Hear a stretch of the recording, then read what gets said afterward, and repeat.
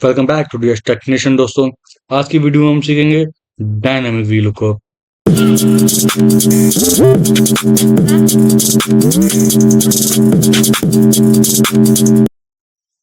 Excel की basic to advance series हमने YouTube channel पर ऑलरेडी अवेलेबल है। पावर बीआई की बेसिक टू एडवांस सीरीज भी हमारी क्लासेस अवेलेबल हैं जो कि चल रही हैं और टाइम टू टाइम अपडेट भी हो रही हैं।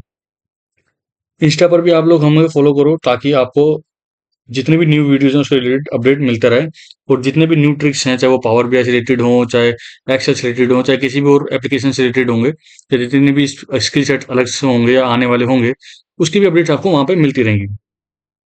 आइए शुरू करते हैं ज़्यादा टाइम ना लेते हुए। सबसे पहले हमें समझना पड़ेगा डायनेमिक वी लुकअप है क्या और वो काम कैसे करता है। स्टैटिस्टिक और डायनेमिक में सिर्फ इतना सा फर्क है कि स्टैट्स में आपको इतना होता है कि वो चीज़ फिक्स हो जाती है, जो आपको अब पिछली क्लासों में देखा गया होगा कि ये फिक्स है, इसमें आपको चेंज नहीं कर सकते अनटिल अनलेस आप इसका प्रोडक्ट आईडी मैनुअली जाके चेंज ना करो। पहली चीज, ठीक है। बाकी सब में भी यही था। सबसे पहले लगाते हैं हम वी लुकअप। सिंपल वाला वी लुकअप यूज करेंगे, कोई ज्यादा फैंसी चीज यूज नहीं करेंगे। वी लुकअप G3 हमारा सेल की वैल्यू हो गई, यानी हमें ये सेल चाहिए। टेबल एरे ये सारा चाहिए, कॉमा। याद हो हमने दो तरीके से किया था इसे, एक तो एरे फंक्शन के थ्रू और दूसरा चूज फंक्शन के थ्रू। फिलहाल मैं इसे एरे फंक्शन के थ्रू लेके चल रहा हूँ। चूज वाला फंक्शन मैं ऑलरेडी कवर कर चुका हूँ, इसलिए मैं उसे बार बार रिपीट नहीं कर रहा क्योंकि वो मेरे लिए थोड़ा सा लेंथी हो जाता है। बट ठीक है, दैट्स टोटली ओके। अगर आप वो करना चाहते हो वो करो, दोनों अपनी तरफ से बेस्ट ऑप्शन है, ठीक है। चलो ओके, वापस आते हैं। अब मुझे क्या चाहिए, कॉलम नंबर 2 चाहिए, कॉमा कॉलम नंबर 3 भी चाहिए, कॉमा कॉलम नंबर 4 भी चाहिए। मैं करली ब्रैकेट क्लोज करता हूँ, कॉमा 0 फॉर एग्जैक्ट मैच और एंटर। मुझे इन तीनों की वैल्यू मिल जाती है। बट अगर मैं कहूँ कि मैंने यहाँ पर लेट्स से 11 तो है हमारे पास, 19 लिख लेता हूँ, तो क्या मेरे पास कोई वैल्यू अवेलेबल है मेरे डेटा सेट में? नहीं, कोई वैल्यू अवेलेबल भी नहीं है। अच्छा चलो ठीक है, मैं कहता हूँ वैल्यू अवेलेबल नहीं है तो मैं लिख देता हूँ, क्या हो गया फिर, है ना। लिखने में कौन से पैसे लग रहे हैं हमारे। मैं 19 ही लिखता हूँ, और रैंडम दोबारा मैं एक काम करता हूँ, मैं रैम लिख लेता हूँ ताकि मेरे को इजीली हो जाए। साउथ लिख लेता हूँ। जस्ट ठीक है, मैं रैंडम डाटा बना रहा हूँ, कोई फिक्स नहीं है, बस ये जस्ट है। तो ये डाटा तो अभी भी नहीं आया, इसके लिए मुझे क्या करना पड़ेगा, इसके लिए मुझे तो रेंज बढ़ानी पड़ेगी। 16 की जगह पे इसे 17 करना पड़ेगा, और एक चीज और करनी पड़ेगी, इसे करना पड़ेगा, जीरो को हटाना पड़ेगा, और ओके, करेक्ट। अब ये हो गया, यानी अभी ये मुझे दे पा रहा है। बट अगर मैं फिर से इसे कहूँ मैंने इसे 90 दे 20 कर दिया, तो क्या उसे उठा पाएगा? नहीं, क्यों? क्योंकि हमारे पास है ही नहीं। बट फिर से मैं बोलता हूँ कि ठीक है, कोई बात नहीं, नहीं है कोई बात नहीं, टेंशन नहीं लेनी जिंदगी में, ठीक है। मैं इसे P20 यहाँ लिख देता हूँ, और लेट्स से कि मैंने इसे जूसर लिख दिया, ठीक है। मैं इसे वेस्ट लिख देता हूँ, और उसमें फिर से एक रैंडम नंबर डाल दे रहा हूँ। क्या वो वैल्यू वहां पे अभी भी पिक कर पा रहा है? नहीं।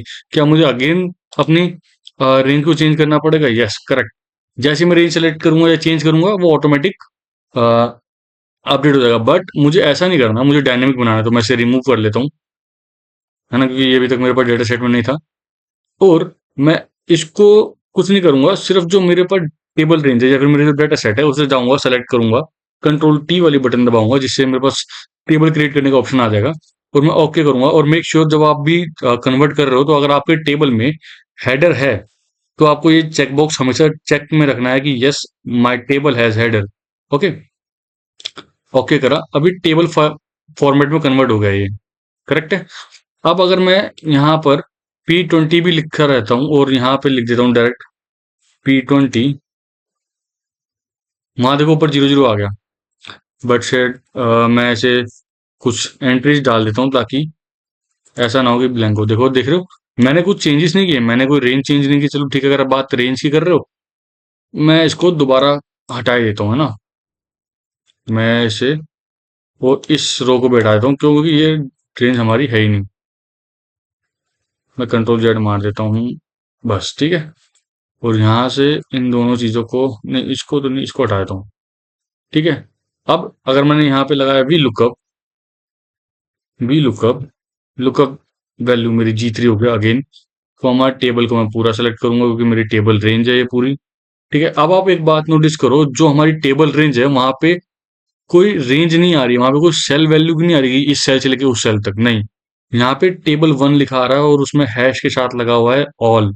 इट मीन्स ये बता रहा है कि जो भी टेबल है वो पूरी की पूरी आएगी, डजेंट मैटर उसमें कोई कॉलम ऐड हो रहा है, डजेंट मैटर उसमें कोई रो ऐड हो रही है।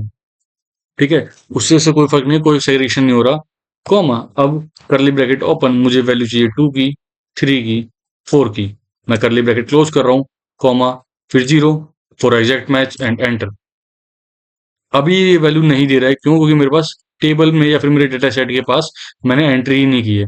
बट अगर मैं कहता हूँ कि मैंने एंट्री कर दी और यहाँ पे लेट से कुछ लिखा, क्या लिखूँ, प्रिंटर लिख देता हूँ, है ना, प्रिंटर, और ये हो गया आपका नॉर्थ और सम वैल्यू। अब आप देखो यहाँ पे ऑटोमेटिक उठा रहा है, मैंने कोई डायनेमिक स्पेसिफिक तरीके से नहीं किया है, बस मैंने जो मेरी रेंज है उसको टेबल टेबल फॉर्म में कन्वर्ट कर दिया, टेबुलर फॉर्म में कन्वर्ट कर दिया, दैट्स इट, नथिंग एल्स। इसके अलावा मैंने कुछ नहीं किया। वो जैसे जैसे मैं यहाँ पे एंट्रीज चाहे रो वाइज करूँ चाहे कॉलम वाइज करूँ, वो उसी रेंज में कन्वर्ट होता चला जाएगा और वो ऑटोमेटिक मेरे पास रिजल्ट स्टेट में शो होता चला जाएगा। ओके, अब अगर मैं ये कह रहा हूँ कि मेरे पास, चलो ठीक है आपने इसे डायनेमिक कर दिया, तो एक डायनेमिक और खेलते हैं छोटा सा। वो डायनेमिक ये होगा कि मैं यहाँ पे एक एक बार मैनुअली टाइप ना कर रहा हूँ, सिर्फ एक बार टेबल रेंज सेलेक्ट करी, जैसे ही मैं आगे रो में ऐड करूंगा, ऑटोमेटिक यहाँ पे वो चीज अवेलेबल होनी चाहिए मेरे पास। तो इसका क्या तरीका है, इसको भी देखते हैं, ये भी बहुत इंटरेस्टिंग है ना। इसके लिए मुझे क्या करना पड़ेगा? इसके लिए मुझे कुछ नहीं करना, सिर्फ डेटा वैलिडेशन लगानी है। अगर आप लोगों ने हमारी पुरानी वीडियोस देखी हो जिसमें हमने बेसिक और मॉडरेट लेवल का एक्सेल सिखाया था या उसकी ट्रेनिंग दी थी, तो आपको डेटा वैलिडेशन लगाना बहुत अच्छे से आता होगा। और नहीं भी आता है तो घबराइएगा मत, हम अभी तुरंत हैंड ट्वेंटी से करने जा रहे हैं। सबसे पहले मुझे क्या करना है, उस सेल पे या उस रेंज पे, जिस भी रेंज पे मुझे वो डेटा वैलिडेशन लगाना है, दैट्स टोटली अपॉन यू, कि मुझे किन सेलों पर वो डेटा वैलिडेशन लगाना है। ओके, मेरे को सिर्फ अभी फिलहाल एक सेल पे लगाना है, तो मैं एक सेल को कंसीडर कर रहा हूँ। आपको बस सेलेक्ट वही करना है जिस सेल पे आपको या फिर जिस रेंज पे आपने डेटा वैलिडेशन लगाना है, बहुत सिंपल सा है। ओके, मैंने उस रेंज को या उस सेल को सिलेक्ट किया, डाटा के टैब पे गया, यहाँ पे मुझे दिख रहा होगा डेटा वैलिडेशन के नाम से, जो कि मेरे डेटा टूल के अंदर फॉल कर रहा होगा। इसका लोगो देख लो, बट हाँ, ये हर बार जब जब अपडेट वर्जन आएगा तब तक ये अपडेट हो सकता है, तो मेक श्योर आप इसका नाम याद रखना, डेटा वैलिडेशन। और जैसे ही मैं इस पर ड्रॉप डाउन करूंगा, पहला ही ऑप्शन आ रहा है मेरे पास डेटा वैलिडेशन का, इस पर क्लिक करूंगा। अब ये जो सेटिंग्स है, इस सेटिंग में अलाउ के ऑप्शन में मेरे पास आ रहा होगा कि लिस्ट, इस लिस्ट का ऑप्शन सेलेक्ट करूंगा मैं, ignore blank cell, in cell drop down, make sure ये चेक बॉक्स लगा हो। अगर आपका अपडेटेड वर्जन नहीं है तो ये मे भी नहीं भी आ भी रहा होगा, बट अगर आपका अपडेटेड वर्जन है एक्सेल का, तो ये 100% आ रहा होगा कि इन सेल ड्रॉप डाउन चाहिए आपको या नहीं चाहिए। ओके, अब जो ये सोर्स दिख रहा है, इस सोर्स में आपको वो रेंज सेलेक्ट करनी है जिस रेंज से आपको वैलिडेशन चाहिए। इट मींस उस रेंज से आपको ड्रॉप डाउन के अंदर की डिटेल्स चाहिए कि मुझे ड्रॉप डाउन के अंदर ये वैल्यूज चाहिए। ठीक है, अगर वो आपकी जो टेबल है वो, आई मीन जो डेटा सेट है वो अगर टेबल फॉर्म में होगा, तो आपको सिर्फ एक बार करना पड़ेगा, बार बार करने की जरूरत नहीं है। अभी आप नोटिस करोगे तो यहाँ पे A2 से लेके A17 तक ये रेंज सेलेक्ट हुई है। मैं इसे ओके कर देता हूँ फिलहाल, और जैसे ही मैं इस पर ड्रॉप डाउन करूंगा, देखो मेरे पास इतनी सारी रेंज आ गई है। इससे मेरे पास यहाँ पे स्क्रॉल करने का ऑप्शन भी है। लास्ट वैल्यू मुझे दिखा रही है P20, मैं इससे ज़्यादा नीचे ड्रॉप नहीं कर पा रहा हूँ, ठीक है। बट अगर मैं कहता हूँ यहाँ पे मैंने P30 लिखा और यहाँ पे रोम लिख दिया, मैं कैपिटल में रखता हूँ ताकि फॉर्मेटिंग के साथ कुछ छिड़काई ना हो। रोम लिख दिया और यहाँ पे मैं लिख देता हूँ वेस्ट, यहाँ पे मैं कुछ एक रैंडम सी वैल्यू डाल देता हूँ। ठीक है, अब मैं ड्रॉप डाउन पे जाऊंगा, क्या मुझे भी वो दिखेगा P30? लेट्स चेक, और ये देखो P30 आपके सामने आ गया। इट मीन्स ये बता रहा है कि जो भी आपकी टेबुलर फॉर्म में डिटेल्स होगी और आप उस टेबुलर फॉर्म के चीज को कहीं पे भी यूज करोगे एज अ रेफरेंस, तो वो ऑटोमेटिक अपडेट होता जाएगा जैसे जैसे आपकी टेबल अपडेट होगी। बहुत सिंपल सा फंडा है। सेम अगर मैं जैसे ही अब इसको सेलेक्ट करता हूँ, लेट्स से मैंने 30 ले लिया, देखो वहां पे रोम वेस्ट 4598 रोम वेस्ट, एग्जैक्टली डिटेल सारी मैच हो गई। मैं रैंडमली डालता हूँ 13 कहाँ है मेरा 13, ये रहा मेरा 13, रोम है, ईस्ट है, 450 है, जो कि मैच हो रहा है। आई बिलीव आपको डायनेमिक की सिचुएशनशिप समझ में आई होगी कि किस सिचुएशन में ये काम करता है और आपको कहाँ कहाँ ये फायदा कर सकता है। अच्छा, ऐसा नहीं होता कि आपने जो चीज़ सीखी है वो सिर्फ वहीं काम आएगी, ये आपकी क्रिएटिविटी पर डिपेंड करता है कि आप कौन सी चीज़ को कहाँ यूज़ कर पा रहे हो। जैसे हमने डेटा वैलिडेशन यहाँ यूज़ कर लिया, करेक्ट, यहाँ पे हमारे काम आ गया। जरूरी नहीं था कि सिर्फ यहीं काम आएगा, कहीं भी काम आ सकता था, बट हमारे इस सिनेरियो में बहुत अच्छे से काम कर रहे हैं। समझ रहे हो? तो बस आपको ये समझना पड़ेगा कि आपकी ने जो भी चीज़ सीखी है वो आप अपने रिक्वायरमेंट के हिसाब से उसे कैसे मोल्ड कर पा रहे हो और कैसे यूज़ कर पा रहे हो। बहुत सिंपल सा यही है। फिलहाल आज के लिए इतना ही। Thank you so much.